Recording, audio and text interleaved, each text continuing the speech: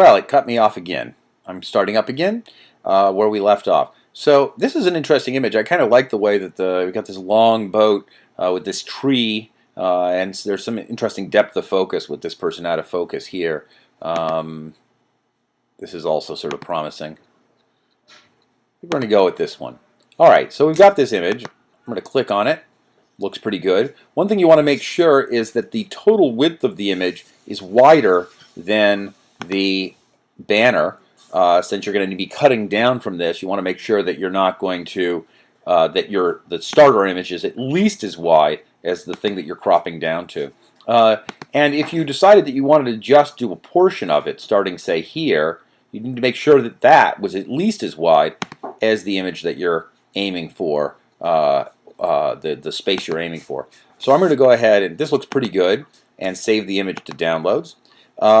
It's also possible with most of these websites to get a higher quality one so that the image is so big that we could just crop out a tiny section of it to serve as our header image. So play around with the settings. You can sometimes download a really super high-res version. And now back out here in the Finder, if I go to my downloads, I should see a copy of that image somewhere. There it is. I'm going to double-click and open it up in, here we are, in the Mac application preview. Now what I want to do is edit it down. So I want to find the crop tool. And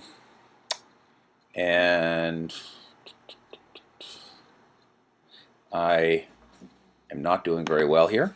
Let me see here. I want a space. Oh, there we go. We want something that is 920 by 200. So there's 920. There's 200.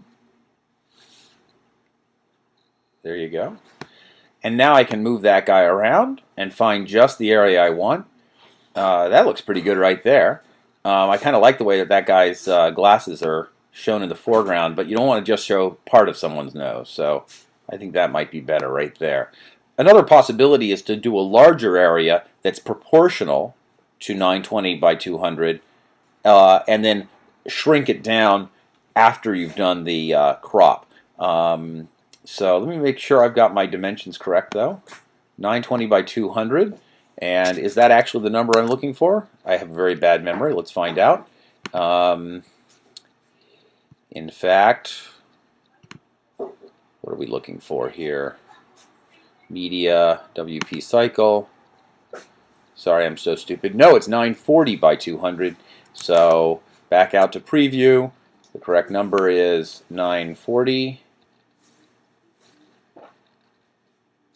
by 200. Ah, that's nice. That gives me enough space for this guy and his reflection, which I like a lot. Okay, there we go. So now I'm going to Command K, crop. Nice. And I'm going to save that. And if I want to, I can go back out and rename the file the Weston Wayland 2013. But I don't need to do that. That's just being crazy and obsessive. And now going over here, I can go ahead and choose that file out on my disk drive. It's in my downloads section, Weston Wayland 2013. Looks nice. Choose it. Upload it. It's added it. It's down here. And now to balance that, I'm going to go ahead and delete one of these others. I'm going to delete this team picture, which I don't find terribly exciting. Hopefully no one will be too terribly angry with me for that. And save the settings. All right. And now if we go back out and visit the site, we should see that image appear at the end of the cycle. The one I really should replace is this one, which I'm pretty sure is like based on an image that's 5 or 6 years old. Anyway, I invite you guys to participate in the creative destruction of the Crew website's history by going in and deleting some old images from the slideshow and replacing them with newer ones from recent photography. And have fun. I think it'll be fun to have this kind of creative and collaborative